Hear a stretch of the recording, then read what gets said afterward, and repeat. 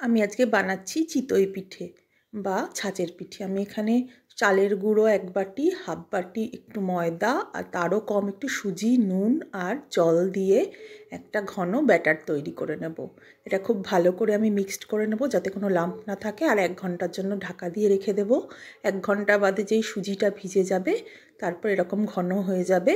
এদিকে আমি গ্যাসে একটা ছাঁচ বসিয়ে নিয়েছি, মাটির ছাঁচ। এটা খুব ধিমে আঁচে করতে হবে, নাহলে ছাঁচটা ফেটে যেতে পারে। এবার এটাতে আমি বেগুনের বোটা দিয়ে একটু তেল ব্রাশ করে নিলাম, নিয়ে এর মধ্যে আমি হাতায় করে করে অল্প অল্প করে এই ব্যাটারটা দিয়ে দেব, দিয়ে ঢাকা দিয়ে এবার আমি একটা ভিজে কাপড় এর সাইড দিয়ে এরকমভাবে দিয়ে দেব যাতে এর ভিতর থেকে স্টিমটা বেরিয়ে না যায়।